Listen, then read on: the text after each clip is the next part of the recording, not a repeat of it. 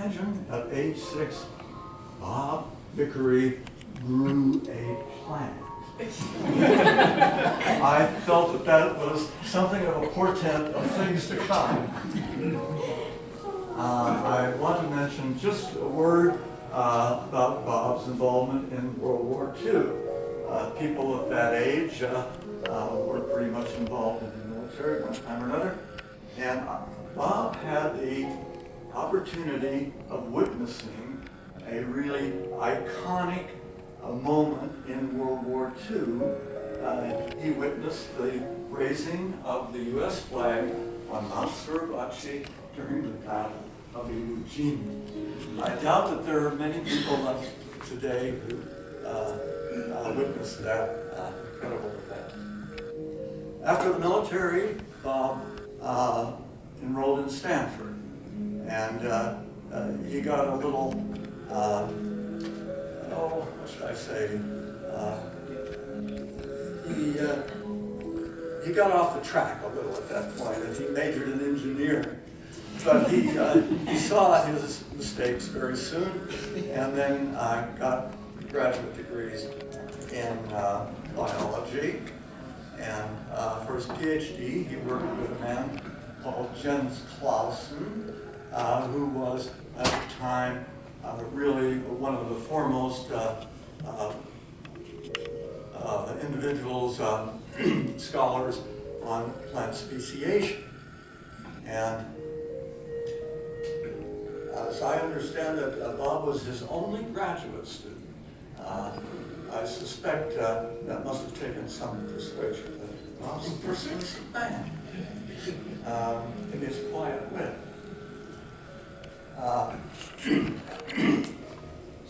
After Stanford, Bob took a postdoc at Caltech, where he worked with Fritz Wendt, and you can probably say, if you know him, he doesn't correct me, that Fritz Wendt was very likely really the person that pioneered physiological ecology, a field that's still going pretty well.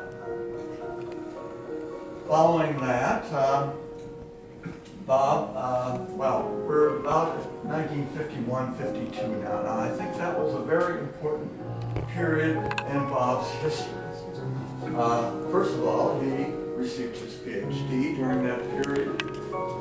Secondly, he taught a class as a replacement professor at Pomona College as a replacement for a sabbatical leave. And I mention that only because I enrolled at Pomona College the autumn after he had finished his teaching. So we just barely missed each other then. Then he also, in that same year, was appointed to the Department of Genetics here at the University of Utah. And 10 years later, I would point out that he was the chair of the department. Now, finally, and by no means least, he also married Marcia Hope. Is that pronounced properly? That's right. Okay. A fellow student at Grant at Stanford. And they had two delightful boys, David and Peter, who are here at the present time. Now, with respect to Marcia, it's important that I point out, you've all heard about behind every successful man, there's supposedly a successful woman, but I've modified that a little bit to say that behind most successful men, there's an even smarter woman. And I think Marcia has gone on to a career in education herself and later in industry. So, now, this is difficult, and I will probably not succeed as I would hope, but I'm going to try. What I'm going to try to do is categorize Bob's personality in terms of how he really had such a successful career and broad success. So I sort of wore out a thesaurus looking for words that I could characterize Bob's personality, but it didn't really work. All kinds of terms came up that were totally appropriate, but in themselves not really doing the job, shall we say.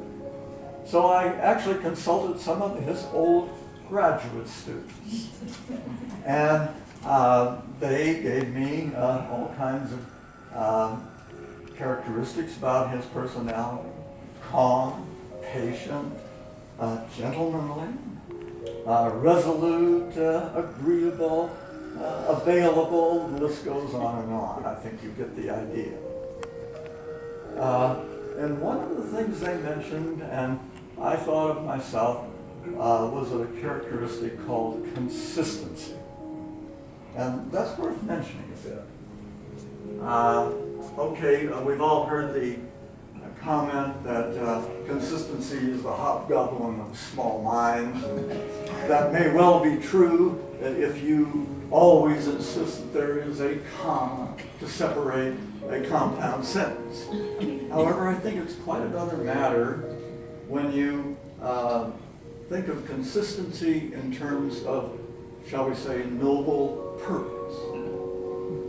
And I want to say a little bit more about this consistency with respect to Bob. First of all, he spent 60 years at the same university, and that certainly qualifies, I believe. Then we can also say that he stayed in the same field of plant speciation, evolutionary biology, for this entire time. He also studied the same organism, or groups of organisms would be perhaps more appropriate. And this actually carried on to his home life. As far as I know, Bob has lived in the same house with additions for the same 60 years. And I would also point out he's been married to the same woman for 60 years, which I think speaks well of both of them. Now, none of these definitions of Bob, I think, are adequate. And I'm going to try my luck at another definition, which is a bit broader, but has other risks. I'm going to call Bob the complete academician. And I hope that the whole idea of the academy hasn't become an anachronism, because I mean that in the best sense of Plato. You are an overall scholar, and most of what I want to say from now on will concern Bob as the complete academician. I think the reason I worry a little bit about the term, because I think in the last couple of decades of the, well, maybe even, let's just say roughly the last half of the 20th century. That was a bad slip. Anyway, I think a lot of universities made a Faustian bargain in terms of fostering research grants. And so, of course, universities could get a little money from such things, and departments started to hire people who could probably get a lot of grants. That isn't all bad, since I took part in that myself. Anyway, at that time, I think the idea of the academy lost some of its fervor. And there was a joke at the time that most of you are too young to have ever heard, and most of the rest of us are probably have forgotten about it. But it turned out that there were two rabbinical students at the crucifixion. And one said to the other, well, you know, you had to admit that he was a great teacher. And the other one said, admittedly, that's so, of course. But what did he ever publish? I might say this very same thing was true of Socrates. And it seems to me that Christ and Socrates made a bit of a mark through the history of Western civilization. So, I want to say now a few words about Bob with respect to Bob, the academician, as a teacher.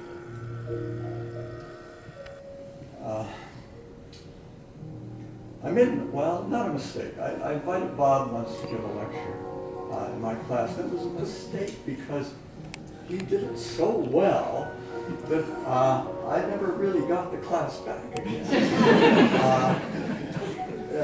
Bob would give a lecture, and you could always count on there being a wealth of well-organized, pertinent, up-to-date information. There would also be a bit of humor scattered here and there. And not only that, but also a few doses of philosophy along the way. I don't think you can do better than that. Bob taught at Harvard in 1961 during the summer session on an invitational basis. And probably most of you are aware that he was given a distinguished teaching award in 1972. I would point out that we have another man here, John Legler, where are you? Also received an outstanding teaching award. In 1973, the following year, Bob Vickery was also named as an outstanding educator in America, a national honor. In 1988, he was given the title of University Professor. And this entitled him to teach whatever he wished to teach. And Bob elected, perhaps not surprisingly, to teach a class in evolution. Now this was, however, not an ordinary class in evolution, because Bob had, as part of this class, a field trip.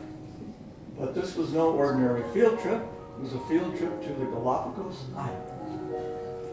And there, students could see for themselves the same things that Darwin saw, maybe even, hopefully, had a few of the same thoughts that Darwin had. And, but this was not all of it.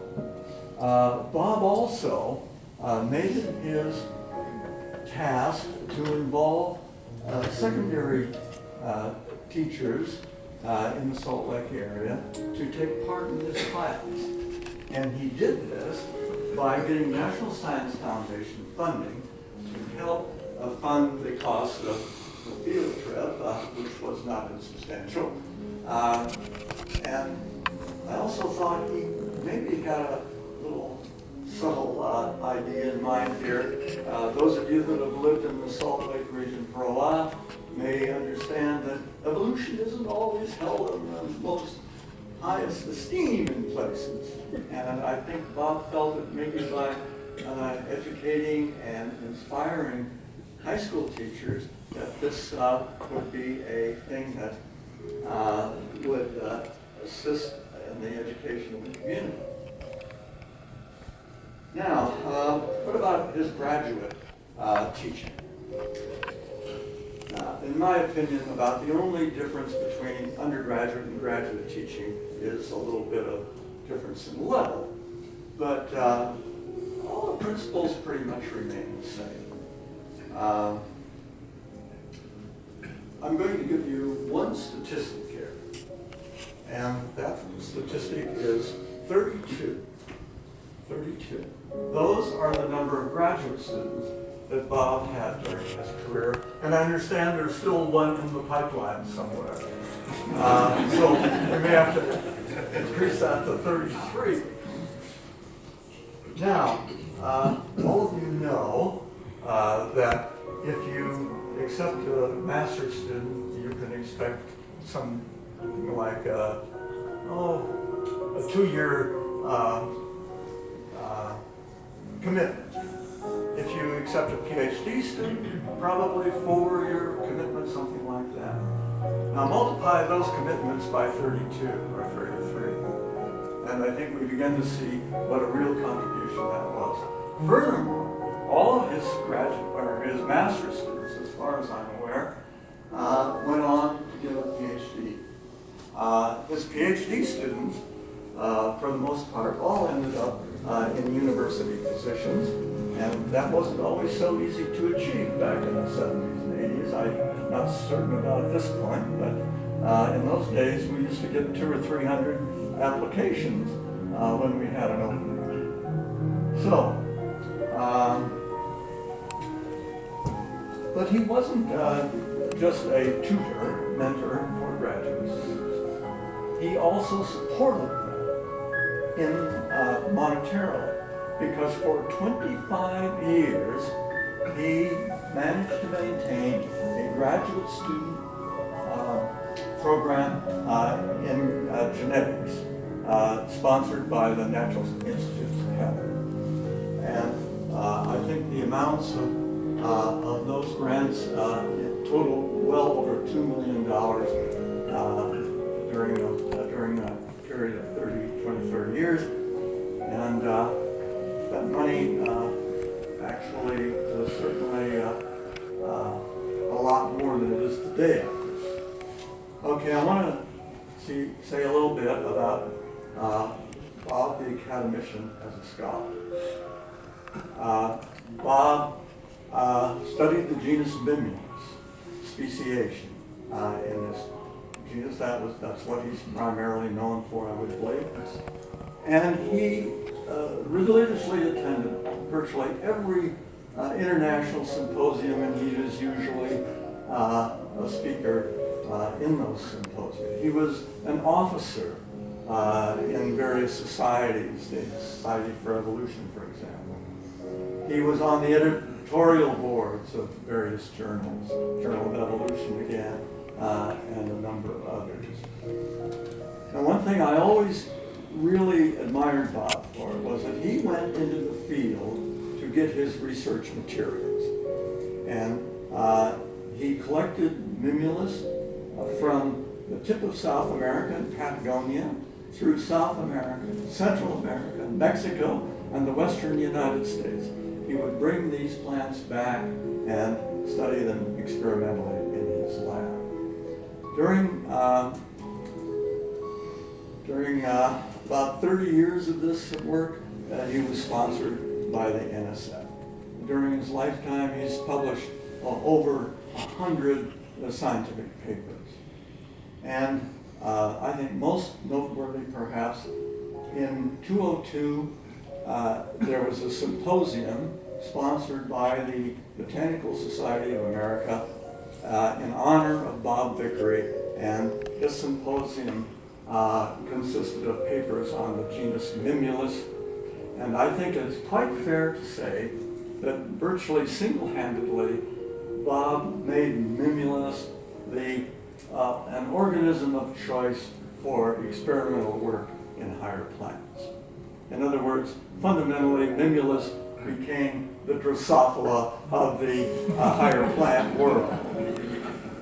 Now, I know that Bob was actually nominated for a Distinguished Research Award here at the university, but he did not get that award.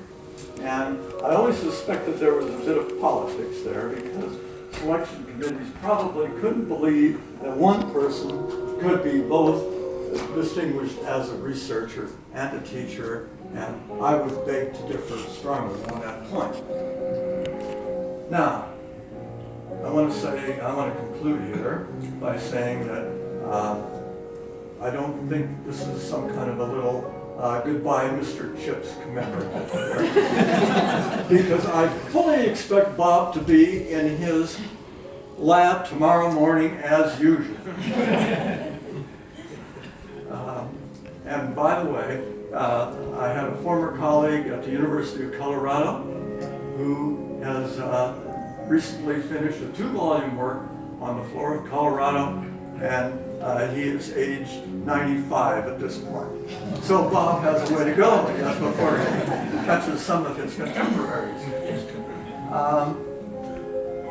I don't know what you say as a final commentary on Bob, but I'm going to, and I looked around for adages, homilies, and sayings that would characterize this man. And finally, I found something that I thought was appropriate. The source, however, was quite unusual, at least for me. If you look at the King James Version of the Bible, in the book of Timothy, you will find a very, very good passage that goes to the effect that he ran the good race, he stayed the course, and he kept the faith. I think that describes Bob, but that's all in the past tense, and we should keep that in mind. It should be the present tense.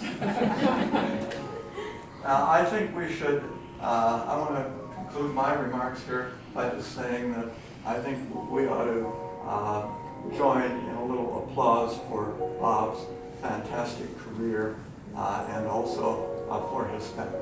Yeah.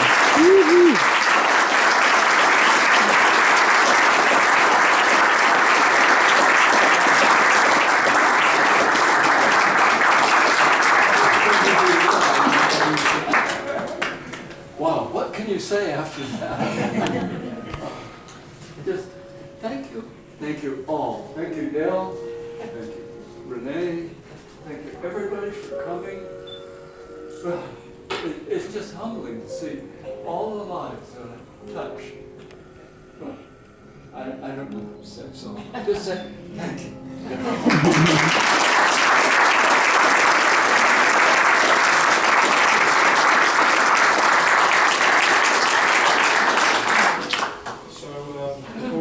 I would like to thank both Denise Steering and Renee for organising today's events.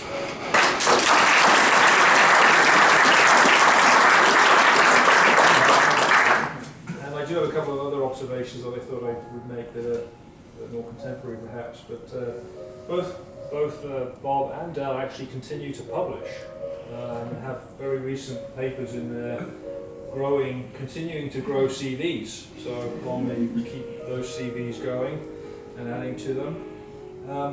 Both of you were in the department before the so-called Gordon Lark era began, and that was a sort of a modernisation of the department from a department or many departments into a single department of biology.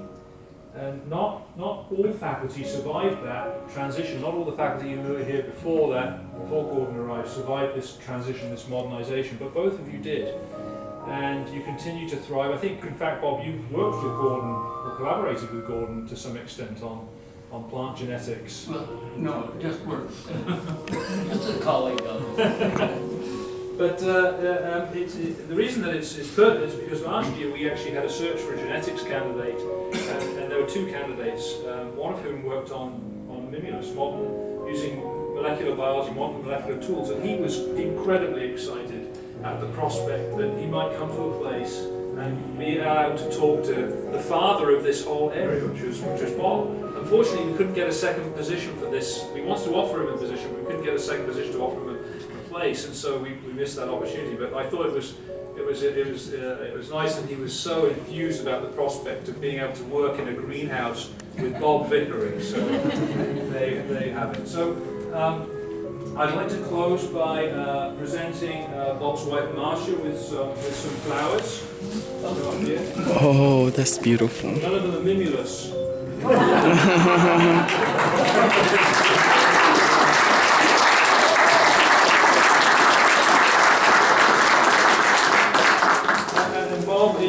in organising this event today, Renee and Denise contacted many of your former students, graduate students and colleagues, and they put together a book for you which lists some of those contacts that they had and the stories that people had about you, and they put them together in this book, and there's a PDF file on the back here if you care to look at it on your computer.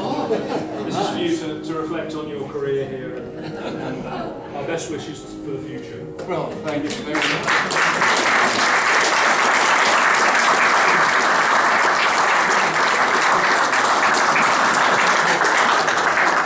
We'll have refreshments outside. You'll notice that I had to interrupt a big party here before we actually got started, but now please we can continue the party outside in celebration of Bob's 90th birthday. Thank you.